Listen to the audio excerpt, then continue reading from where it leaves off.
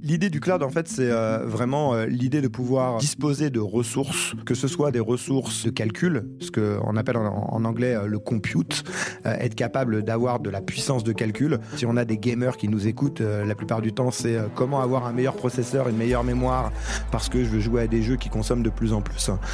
Et comment avoir ces éléments-là en dehors de mes limites de ma maison ou de ma machine. Bienvenue dans le monde de la cyber. Je m'appelle Leslie Fornero et je travaille dans la cybersécurité. Avec ce podcast, je vous emmène à la découverte de ce monde à la fois merveilleux et terrifiant.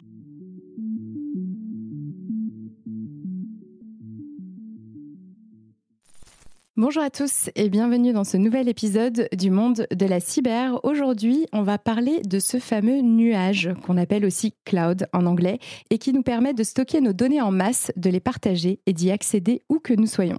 Qui dit stockage massif de données, dit aussi enjeu de cybersécurité. Et pour parler de ce sujet crucial et nébuleux, je continue ma tournée des géants du web avec cet épisode et j'accueille aujourd'hui David Groot, CTO chez Google Cloud Security. Bonjour David. Bonjour. Merci beaucoup d'avoir accepté mon invitation. Alors, avant de nous envoler vers le sujet de la cybersécurité du cloud, j'aimerais bien, comme d'habitude, qu'on revienne sur ton parcours. David, comment est-ce qu'on devient CTO chez Google? Et pour les plus novices d'entre nous, est-ce que tu peux rappeler ce que veut dire CTO et la différence avec RSSI? Alors, je vais commencer par la deuxième question, comme ça après je vais pouvoir naviguer. Donc, la différence entre un CTO, alors d'abord, qu'est-ce qu'un CTO? Un Qu'est-ce que ça veut Chief dire? Technology Officer, donc un responsable de la technologie, versus un RSSI, un responsable de la sécurité des systèmes d'information. Alors, comment il faut le voir, je dirais, dans le monde de l'entreprise? Le RSSI, c'est un petit peu le gardien du temple, celui qui va mettre en place la sécurité, qui va mesurer que tout se passe bien d'un point de vue sécuritaire pour une entreprise. Et le CTO, c'est un peu la personne qui doit avoir une vision moyen, long terme sur les évolutions technologiques. Quelles nouvelles technologies pourraient faire activer des nouveaux pans de business, d'activité? Et par exemple, pour le sujet qui nous importe aujourd'hui, est-ce que je dois aller vers le cloud? Si oui, comment? De quelle manière? Ça, c'est des sujets qui vont être portés par le CTO. Alors, comment devient-on CTO? Alors, comment devient-on CTO? Alors, pour moi, je pense qu'il y a plusieurs chemins qui mènent à Rome quand on veut être CTO. Donc, pour moi, c'est une aventure qui a commencé il y a à peu près une vingtaine d'années où je me suis lancé dans la sécurité. J'avais suivi des études mathématiques, physiques, avec pas mal d'informatique, mais la sécurité, je suis arrivé un petit peu par hasard dedans à l'époque, sur plutôt le monde de l'antivirus et de la protection des utilisateurs. Et de fil en aiguille, je suis passé d'éléments vraiment techniques au quotidien, à de la gestion d'équipe, puis à de la stratégie et de la réflexion sur comment accompagner les clients dans leur transformation, dans leur modification. Et donc, ce chemin m'a amené gentiment à devenir un expert sécu. Alors, je mets expert entre guillemets. Je ne sais pas si on est tout le temps un expert, mais en tout cas, j'essaye de me positionner comme quelqu'un ayant de l'expertise dans le monde de la sécurité. Et puis, au fur et à mesure, en arrivant chez Google, en prenant le rôle donc, de CTO pour travailler avec nos clients sur la vision de la sécurité et de la sécurité à travers leur transformation numérique. Quelles sont tes principales missions aujourd'hui du coup chez Google Cloud Security? Alors aujourd'hui chez Google Cloud Security, je vais avoir plusieurs types de missions. La première, c'est vraiment de travailler en interne avec les chefs de produits pour définir avec eux quels sont les besoins de nos clients et vers quoi on doit aller en termes de sécurité. Ça, c'est plutôt, je dirais, l'usage à l'intérieur de chez Google. Et en vision extérieure, je vais travailler avec mes clients pour les accompagner sur ces modifications-là. Un petit point un petit peu, alors je vais l'appeler moi sympa, mes clients le trouvent beaucoup moins sympa quand ça leur arrive, mais je travaille aussi beaucoup sur la réponse à incident, accompagner les clients pendant un incident à être capable de comprendre ce qui s'est passé et à être capable de se remettre en situation de fonctionner. Donc ça, c'est une grosse partie de mon activité. Et puis la dernière, qui est une que j'aime beaucoup, qui est l'activité avec le monde extérieur. Alors qu'est-ce que j'appelle le monde extérieur? C'est typiquement faire un podcast aujourd'hui pour parler des différents sujets. C'est présenter pendant des séminaires plus ou moins techniques avec différents types de publics et puis travailler avec des organisations d'État pour pouvoir aussi penser la stratégie en correspondance avec les lois et les contraintes réglementaires qu'on a dans chacun des pays. Ça fait beaucoup de travail. Vous êtes combien dans ton équipe chez Google? Alors dans mon équipe, on est, ça dépend un petit peu comment on regarde l'équipe, mais on est aujourd'hui à peu près une cinquantaine sur ma zone. Merci beaucoup David pour cette présentation. Donc pour commencer cet épisode, est-ce qu'on peut juste revenir très rapidement, très brièvement sur l'histoire de la création de Google? Est-ce que Google a aussi été créé dans un garage? Oui, tout à fait. Google a été créé aussi dans un garage il y a un petit peu plus de 25 ans, puisqu'on a fêté récemment les 25 ans de l'entreprise, avec au départ l'idée d'organiser l'information et de la rendre disponible pour tout le monde. C'était, je dirais, le motto d'origine et la prise de position d'origine de Google. Et puis au fur et à mesure des années, certaines autres capacités sont venues. Au-delà de la recherche qu'on connaît tous et qu'on utilise quasiment, je dirais tous.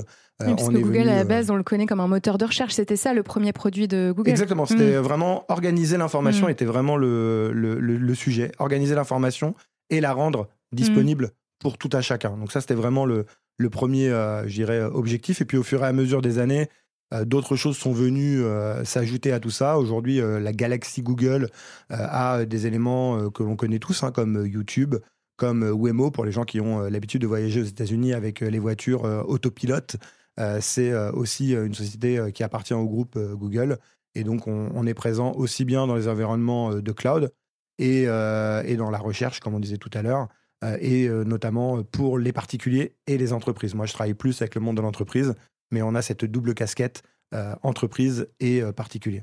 Alors, à partir de quand est-ce que Google s'est penché sur les sujets de la cybersécurité? Est-ce que ça a été un sujet dès sa création ou est-ce qu'il y a eu un élément déclencheur? Comment ça s'est passé? Alors, en fait, on est plutôt sur un élément déclencheur pour répondre à la question. L'histoire et l'historique qu'il y a derrière, c'est 2010, pour être précis en termes de positionnement. Google a été victime d'une attaque. Une attaque qui, à l'époque, était une attaque... C'est souvent l'élément déclencheur pour se mettre sur le sujet de la cybersécurité. Oui, alors là, en plus, on est il y a longtemps dans le monde de la cyber. En fait, le temps passe extrêmement vite.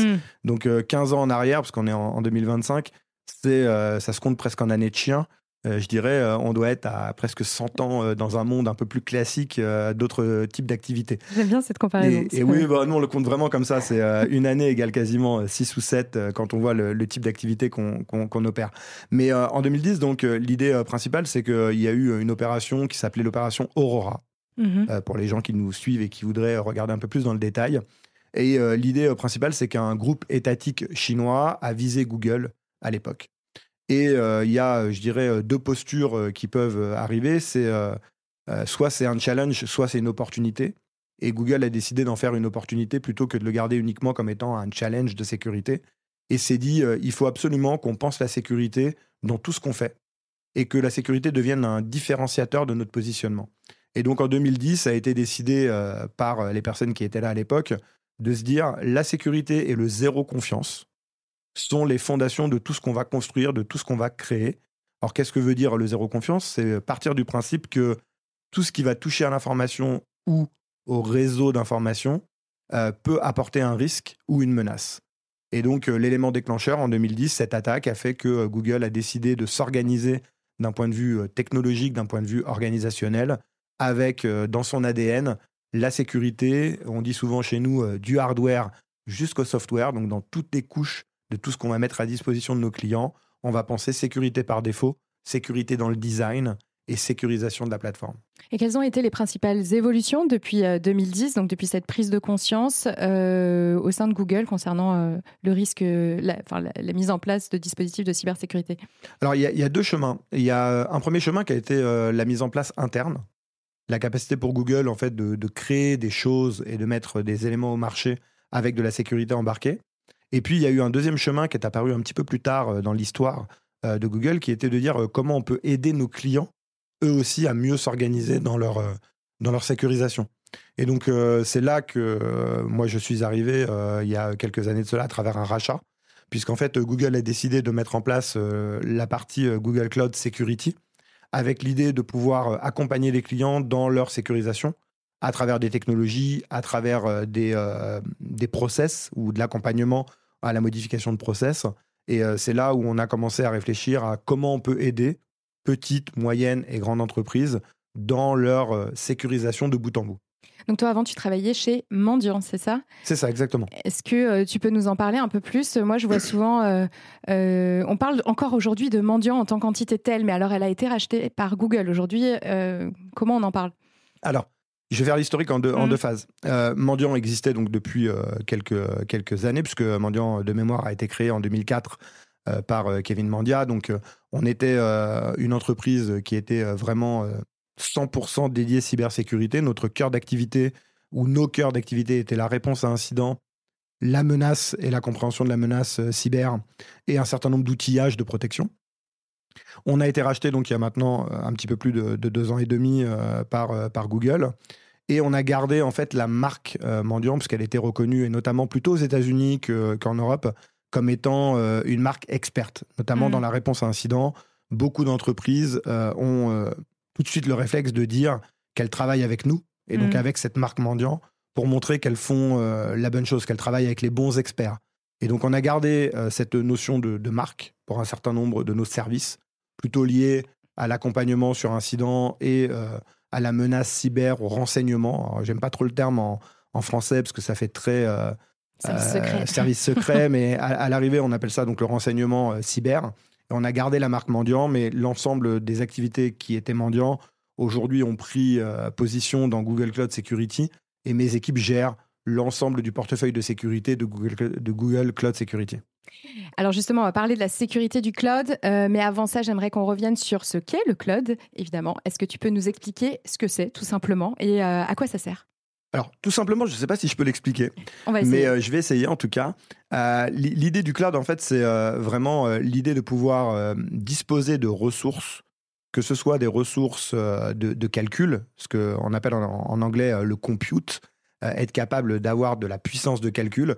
Si on a des gamers qui nous écoutent, la plupart du temps, c'est comment avoir un meilleur processeur, une meilleure mémoire, parce que je veux jouer à des jeux qui consomment de plus en plus.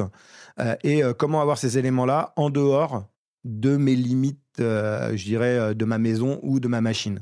Et donc le cloud, en priorité, c'est comment fournir un accès à des ressources que je n'ai pas chez moi, de manière immédiate, de manière automatisée et qui s'auto-mesure en termes de mise à disposition. Si j'ai besoin uniquement de 5%, on me donne 5%. Si j'ai besoin de 400%, on me donne 400%. Et ça, c'est pour la partie donc de compute et de calcul de performance. Et puis de l'autre côté, la même chose sur d'autres éléments comme le stockage. Être capable d'avoir un stockage qui est quasi illimité, qui est géré par quelqu'un d'autre ailleurs, et qui va avoir toute la capacité d'être sauvegardé, sécurisé, sans que j'ai d'action à mener, et qui va s'adapter au volume d'action dont j'ai besoin. Donc, très souvent, moi, le cloud, en fait, je l'imagine et je l'explique comme étant un petit peu un retour en arrière avec toutes les capacités du futur. Cette phrase est très étrange, wow. Mais c'est l'idée, en fait, d'avoir un terminal au lieu d'avoir un ordinateur et de construire son PC avec tout ce qu'on peut dessus, ou son serveur, si on est une entreprise. On a un point de connexion qui est un terminal. Aujourd'hui, ça peut être un téléphone mobile, ça peut être un PC. Et tout ce qui va être performance et stockage est géré ailleurs et accessible directement par Internet. Du coup, alors moi, j'essaye de l'exprimer avec mes mots. Mais en fait, quand j'ai grandi, moi, avec Internet et les premiers ordinateurs, oui, parce que le temps passe, on stockait tous sur l'ordinateur, en fait. On créait des petits dossiers, là, et puis on mettait toutes nos... on mettait des vidéos, des fichiers sur ces dossiers-là. Et puis rapidement, en fait, il n'y avait plus de place. Donc, il fallait supprimer des fichiers, des photos. Donc, il faut faire le tri des photos, etc., pour pouvoir refaire de la place. Puis après, on a eu un disque dur externe. Il y a eu cette période où on était tous là en train de ranger nos dossiers sur un disque dur externe. Et puis, il devenait plein aussi au bout d'un moment. Donc, comment on fait? Et puis après, il y a eu pour moi l'apparition un peu du cloud. Donc, on a découvert qu'on pouvait stocker nos données en ligne finalement et de manière illimitée. Bon, aujourd'hui, faut payer aussi pour pouvoir avoir plus de cloud. Mais est-ce que tu peux nous rappeler justement depuis quand est-ce que ça existe? Et puis, est-ce que tout le monde utilise le cloud aujourd'hui? C'est vraiment rentré dans nos habitudes aussi bien professionnelles que individuelles. Alors, sur le quand, j'aurais du mal à donner une date exacte parce que je ne l'ai pas en tête. Mais je pense que ça existe déjà depuis au moins une quinzaine d'années, si ce n'est plus. Mais j'aurais du mal à redonner une date exacte, donc je ne voudrais pas dire trop de bêtises, parce que je suis persuadé que quelqu'un va commenter en me disant que je me suis trompé. Donc, je ne vais pas donner de date. On est tous très bienveillants dans ce podcast. Mais globalement, ça existe quand même depuis très longtemps. Et après, à la question, est-ce qu'on l'utilise tous? J'aurais tendance à dire qu'on l'utilise tous, même quand on ne le sait pas.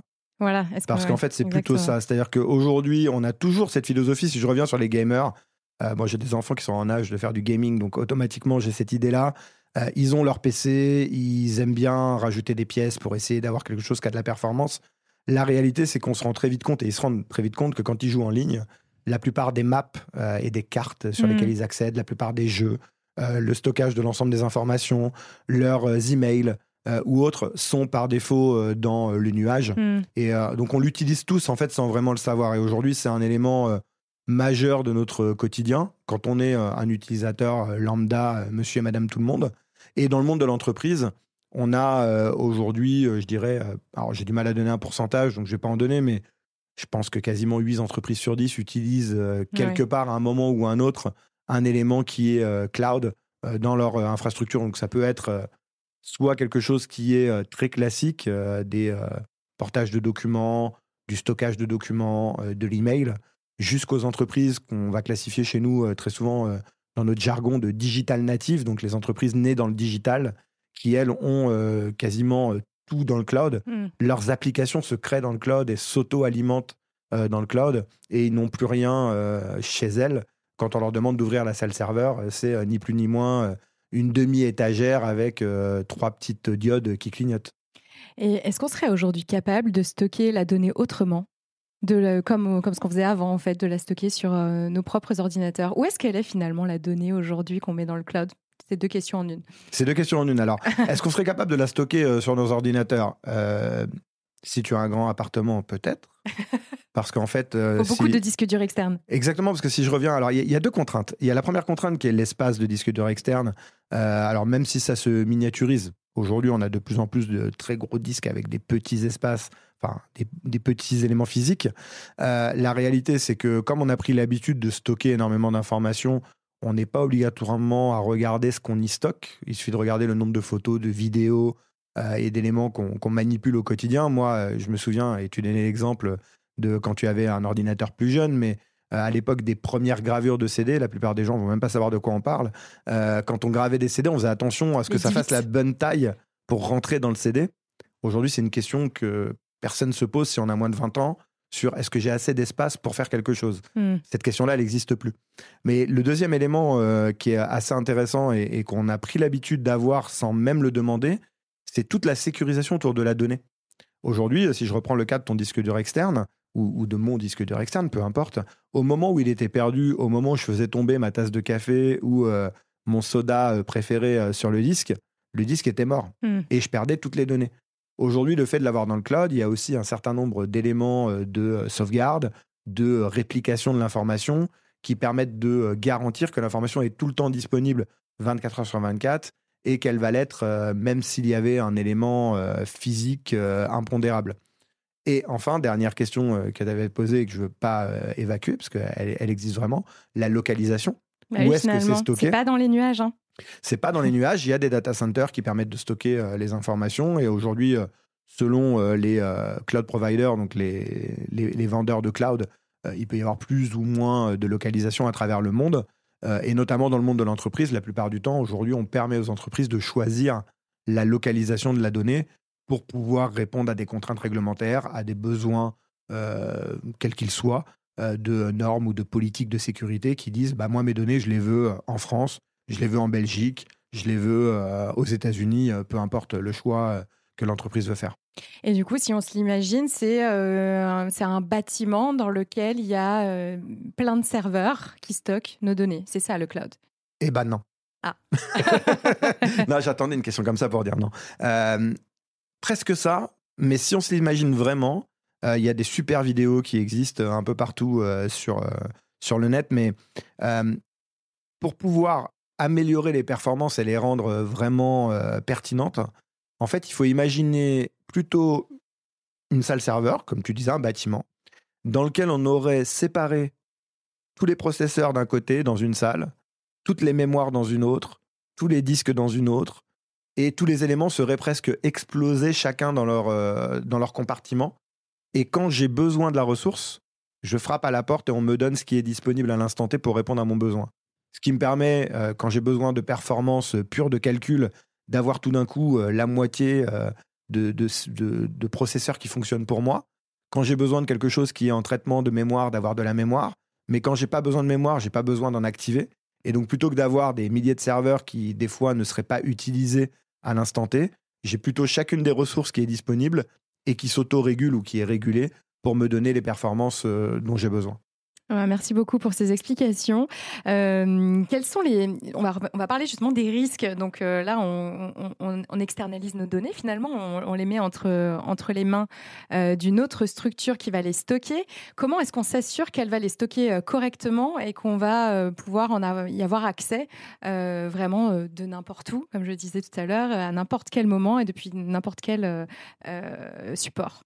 Alors, il y a deux grands éléments à ça, en fait. Il y a un élément technique et un élément non technique. Je vais commencer par le non technique, parce que c'est le plus simple. En fait, c'est des engagements contractuels. C'est-à-dire qu'aujourd'hui, quand on décide d'aller vers un environnement, quel qu'il soit, cloud, on travaille avec une société cloud et on va valider avec elle un certain nombre d'engagements contractuels sur ce qu'on appelle des SLA, donc des Service Level Agreement, des niveaux de service validés, qui disent voilà combien de temps d'indisponibilité on se permet d'avoir dans l'année, voilà combien de temps ou quand la donnée doit être disponible. Et très souvent, on parle de la règle des 5-9. Donc, c'est rien à voir avec des poules. C'est 5-9 avec le chiffre. Donc, c'est 99,99999% de disponibilité.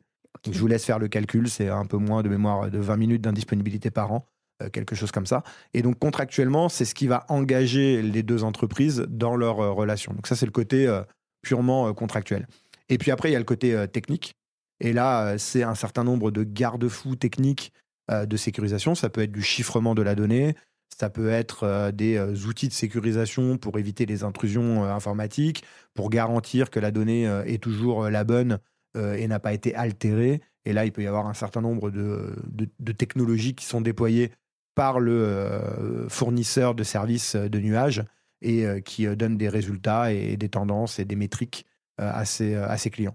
Quels sont les risques justement s'il se passe quelque chose, et qu'on a plus accès, enfin, s'il se passe quelque chose, finalement, on n'a plus accès à nos données. Quels sont les risques pour les entreprises ou notre tissu économique aujourd'hui qui met tout sur le cloud? En fait, la plupart du temps, les risques si on regarde d'un point de vue purement statistique, les risques de non-accès, en fait, ils sont, je dirais, presque anecdotiques.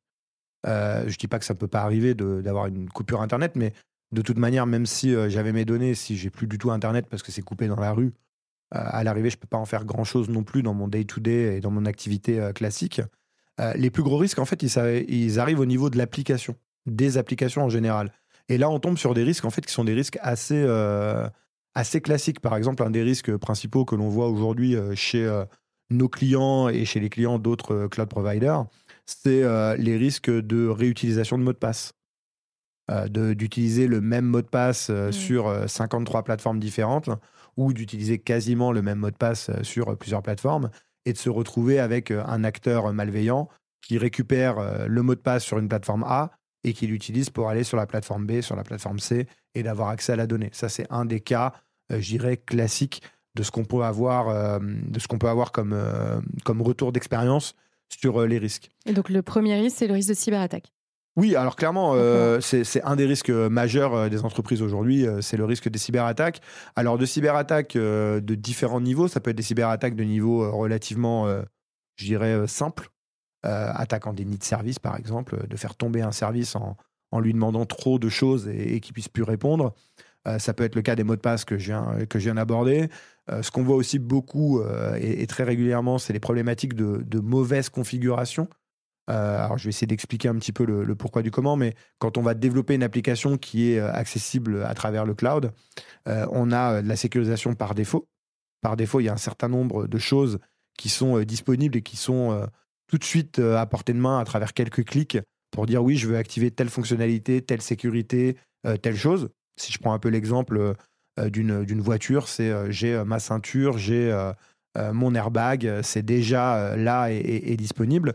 Et puis après, il y a un certain nombre de sécurités qui nécessitent d'avoir une action volontaire de sécurisation. Est-ce que je veux l'activer, pas l'activer? Si oui, comment? De quelle manière? Et on se rend compte que dans l'adoption du cloud, certaines entreprises ont encore un manque de compétences et de connaissances, et l'un va avec l'autre, pour activer les bonnes choses. Les attaquants de l'autre côté, eux, ont, je dirais, tout plaisir à essayer de trouver des mauvaises configurations ou des choses qui n'ont pas été configurées entièrement, et vont faire, dans mon jargon et dans notre jargon, on utilise la notion de knock the door, donc de frapper à la porte. Ils vont essayer d'aller regarder un petit peu toutes ces fenêtres, toutes ces portes. S'il y en a une qui est ouverte, pourquoi pas l'utiliser? Donc un des risques aussi, c'est la mauvaise configuration utilisée par un attaquant pour pouvoir récupérer de l'information. Est-ce que tu aurais un exemple de cyberattaque qui peut illustrer là ce que tu viens de nous raconter, un exemple concret qui est peut-être paru dans la presse en 2024? Alors, j'ai pas d'exemple là qui me viennent tout de suite en tête avec, je dirais, un détail particulier de cet exemple-là, mais on a vu énormément d'attaques en 2024 sur lesquelles on a soit des mots de passe qui ont fuité de manière significative. Alors, le meilleur exemple, ça va pas être un exemple concret avec un nom parce que j'en ai pas, mais ce qu'on voit très régulièrement, en fait, c'est le cas du télétravail. Je vais donner le cas du télétravail, c'est un bon exemple. J'ai une machine pour le télétravail que j'utilise à la maison. Cette machine-là, elle est utilisée aussi par mes enfants pour aller faire des choses plus ou moins scolaires, des fois plutôt moins que plus, avec des téléchargements un peu illicites de différents logiciels. Et je me retrouve sur ma machine professionnelle à avoir téléchargé de manière non volontaire un voleur de mots de passe, donc ce qu'on appelle dans le jargon un infostealer. Et automatiquement, ce voleur de mots de passe, en fait, il est arrivé à travers un usage personnel d'un outil professionnel. Ce voleur de mots de passe va être capable de récupérer les mots de passe aussi bien de ma vie privée que de ma vie pro. Et les attaquants se revendent ces contenus, tous ces mots de passe, et les réutilisent pour aller viser des entreprises, par exemple, avec les contenus pro. Ça, c'est quelque chose qu'on voit très régulièrement. La plupart des attaques, alors je ne vais pas dire la plupart, je veux dire beaucoup d'attaques en 2024 ont été à l'origine liées à des vols de mots de passe et de comptes utilisateurs qui ont été revendus entre différentes, je dirais, organisations criminelles avant de viser des entreprises à grande échelle. Donc là, c'est plutôt les entreprises qui se font viser, mais pas l'entreprise du cloud. Oui, plutôt les entreprises que l'entreprise du cloud. Alors, ça ne veut pas dire que les entreprises du cloud, elles ne sont pas visées.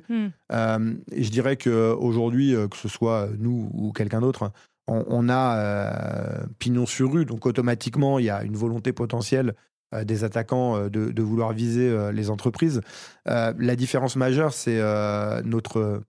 Alors, sans aucune arrogance, c'est le niveau de maturité, de sécurisation qu'on va en avoir. On est dans les joyaux de la couronne, comme on peut les appeler. Alors, j'utilise des fois des mots un peu étranges et obsolètes. C'est pas parce que je suis ancien, c'est parce que je les traduis en anglais. Donc, crown jewel, ça donne bijoux de la couronne.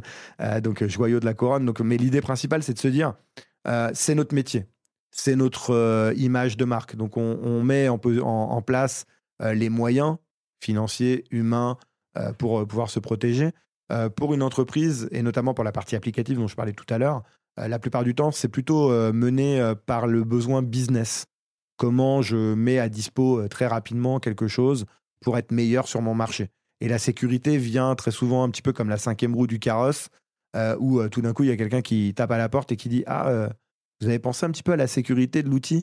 Et on est toujours vu comme étant le chat noir dans la salle qui apporte la mauvaise nouvelle, de se dire « Ah bah oui, donc il va falloir mettre de la sécurité, ça va être plus long, ça va être plus pénible. » Et donc c'est pour ça que les attaquants, eux, visent plutôt... Enfin, je ne vais pas dire visent plutôt, parce que la réalité, c'est qu'ils visent les deux, mais leur taux de réussite est plutôt côté entreprise que côté fournisseur. Alors justement, on va parler un peu de prévention. Donc, comment Google Cloud Security accompagne ces entreprises clientes vers une meilleure gestion de leur environnement cloud pour qu'ils soient mieux sécurisés.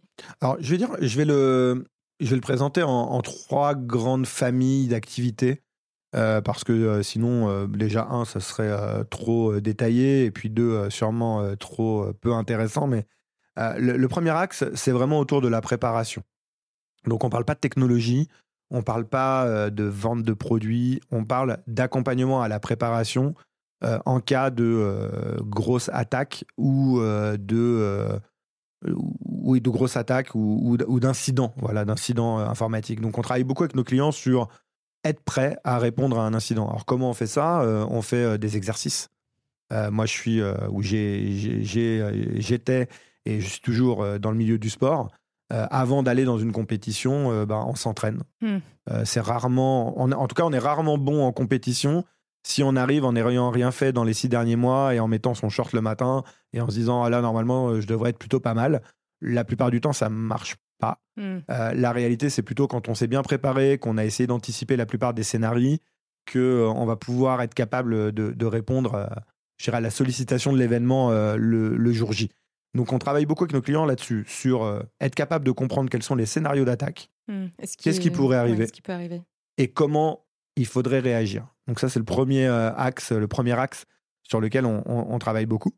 Le deuxième axe sur lequel on est aussi beaucoup en activité avec nos clients, c'est sur un axe outillage et organisation.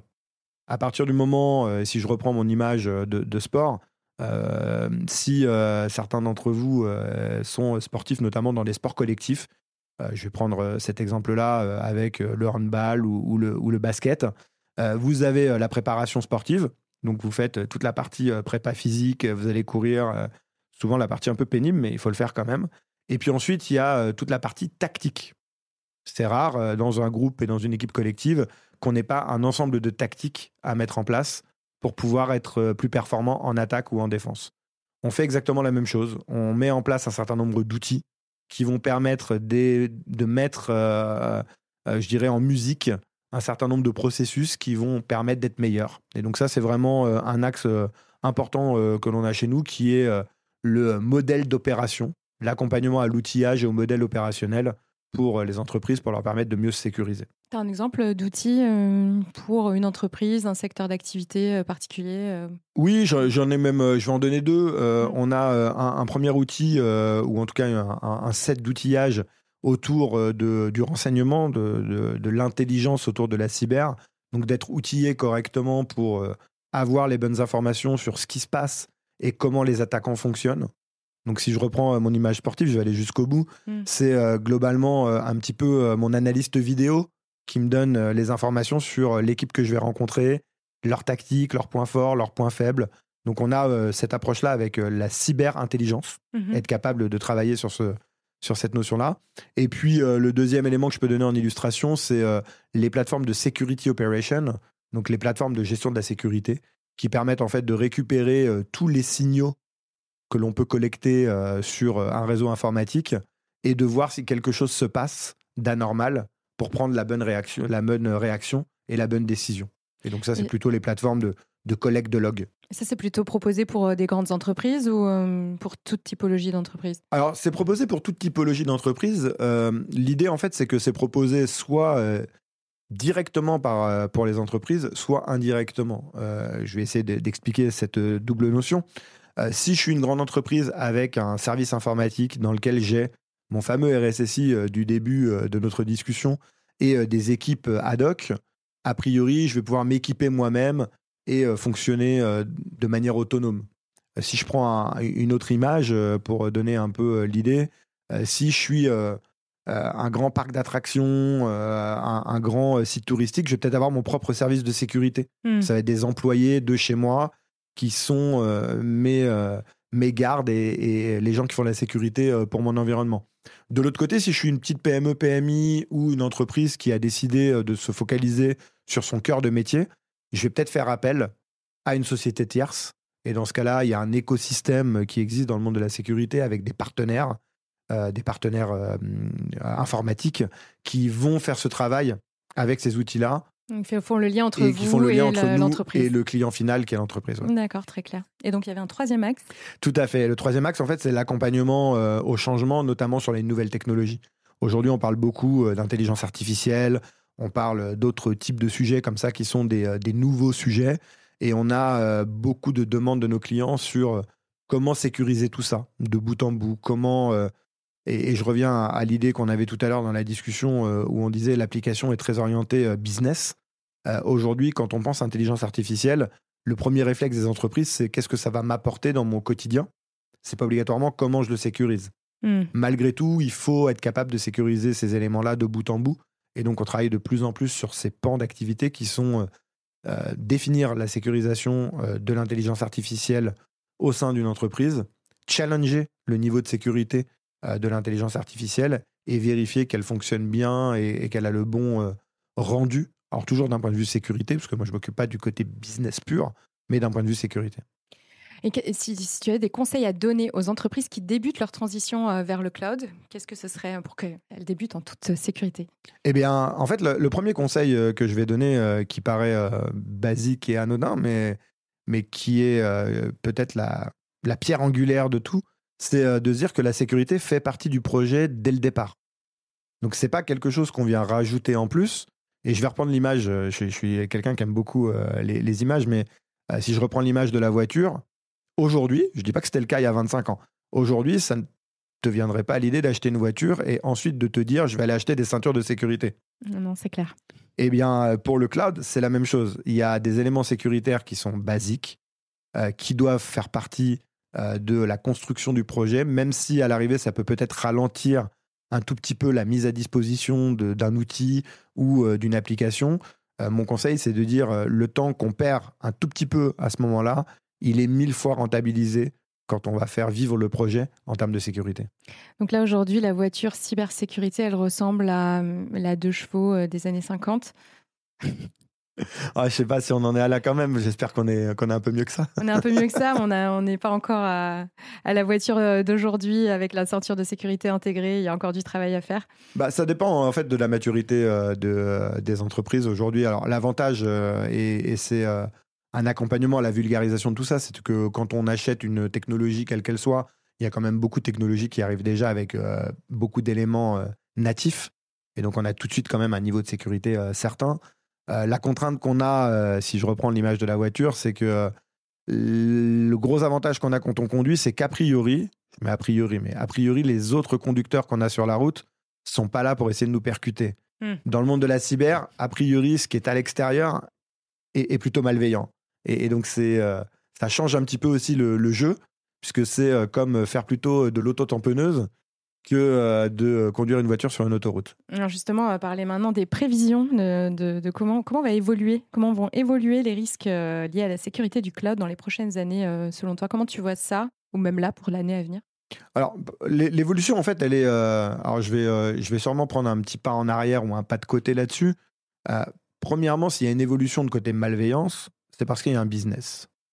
Donc, ce qu'il faut garder en tête, c'est que les risques associés au monde cyber, c'est majoritairement dû au fait qu'il y ait des cybercriminels qui arrivent à faire de l'argent et qui ont un intérêt à viser des réseaux informatiques, des entreprises, à leur extorquer de l'argent, à voler de la propriété intellectuelle, à récupérer des données, à les revendre sur le dark web. C'est le premier élément. Donc, quand on regarde avec cet angle-là, quelles seraient ou quelles sont potentiellement les évolutions futures? La première évolution qu'on voit, c'est je ne vais pas les prendre obligatoirement dans l'ordre, je dirais, chronologique ou de niveau de risque, mais la première qui me vient à l'idée, c'est l'impact de la géopolitique sur le monde actuel. Donc là, tout d'un coup, on est parti très très haut par rapport à là où on en était jusqu'à maintenant, mais quand on regarde le monde dans lequel on vit, il y a énormément de conflits, qu'ils soient internes au pays ou extérieurs au pays. Et aujourd'hui, force est de constater que chacun des conflits apporte son lot de cyber. Que ce soit en désinformation, que ce soit en entreprises qui sont visées pour des bonnes ou des mauvaises raisons, et souvent pour des mauvaises raisons, parce que j'ai une filiale dans un pays lambda, on me dit que tout d'un coup, je suis en train de soutenir le gouvernement qui est là-bas, et donc on m'attaque et on me vise parce que j'ai ma filiale là-bas. Et donc, globalement, une des prévisions, c'est qu'on risque de voir s'accélérer toutes ces notions d'attaque étatique ou activiste liées plutôt à un positionnement de mon métier, que ce soit géographique ou en termes de business, et donc une appétence plus forte des attaquants à me viser.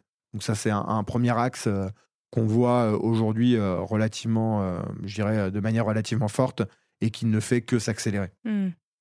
Le deuxième axe en termes de prévision, qui est plutôt une prévision un peu différente, très localisée en France, mais pas que, parce qu'il y a la même image un petit peu dans tous les pays du monde, c'est la contrainte réglementaire. C'est-à-dire qu'aujourd'hui, la cyber, comme l'utilisation de l'informatique au sens large, se normalise avec pas mal de lois.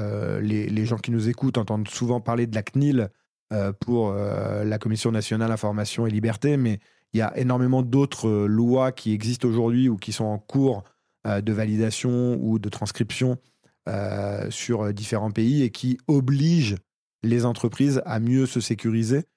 Et donc ça, je le mets dans la catégorie de ce qui va arriver demain, puisque ça veut dire qu'on a de plus en plus de contraintes. Donc si je reviens sur le cas... Contraintes légales, du coup. Contraintes légales, donc si je reviens sur qui vont obliger à se protéger, donc ce qui est plutôt une bonne nouvelle. On parle de Nice 2, par exemple. On parle de Nice 2, par exemple. On peut parler d'autres choses, mais Nice 2 est vraiment le bon exemple ici. Et en effet, c'est plutôt positif du côté je dirais, amélioration de la courbe de maturité, mais ça peut être aussi quelque chose qui fait un peu peur du côté entreprise, parce que souvent, on ne connaît pas. On n'a pas obligatoirement toutes les informations qui vont bien. Si j'ai ma PME, PMI qui fait de l'imprimerie, je ne suis pas un spécialiste de Nice 2 et ce n'est pas mon métier. Et donc ça, c'est quelque chose qu'on voit arriver, qui va faire accélérer le niveau de maturité de la plupart des entreprises, en tout cas aujourd'hui sur la France. Ça, c'est quelque chose d'important et de visible. Et le dernier qu'on a abordé tout à l'heure, après il pourrait y en avoir un peu plus, mais le dernier qui me vient en tête qu'on a abordé tout à l'heure, c'est les nouveautés technologiques en fait. C'est toute nouveauté technologique apporte son lot de nouveaux risques. Donc l'intelligence artificielle, on en a parlé tout à l'heure. Donc ça peut être aussi bien un atout. Et nous, en tout cas chez Google Cloud Security, chez Google, on le voit vraiment comme un potentiel avantage majeur pour la défense. Mais il y a des gens qui l'imaginent comme étant un avantage majeur pour l'attaque. Donc après, chacun se met dans sa position et essaye de déterminer quelle sera la meilleure. Mais en tout cas, ce type de nouvelles technologies apporte des nouveaux risques induits pour les entreprises. Le quantique, qui peut être aussi quelque chose qui est un peu plus long-termiste quand on regarde sur les perspectives, mais peut apporter et qui arrivera un jour. Après, la date exacte de la démocratisation, ça c'est un autre sujet. Mais on fera un épisode sur le quantique. Une autre fois. Je viendrai l'écouter. Et donc, ça, c'est des sujets aussi qui vont apporter de l'accélération et des risques supplémentaires. Merci beaucoup, David, d'être venu nous parler de la sécurité du cloud au micro du podcast. J'espère que ça vous a plu. Moi, en tout cas, c'était très sympa. Merci. Et puis, comme d'habitude, à tous mes auditeurs, je vous dis à très vite dans le monde de la cyber. Merci à tous d'avoir suivi cet épisode du monde de la cyber. Si vous êtes arrivés jusqu'ici, c'est que vous commencez à bien accrocher à ce podcast. Alors si vous voulez découvrir les coulisses et être au courant de toutes les actus, je vous donne rendez-vous sur notre compte Instagram, le monde de la cyber. Et n'hésitez pas aussi à vous abonner au podcast et à me laisser un petit commentaire sur Spotify ou Apple Podcast. Ça m'aide beaucoup à faire grandir le projet et ça me fait super plaisir de lire tous vos petits messages. Merci à vous et à très vite dans le monde de la cyber.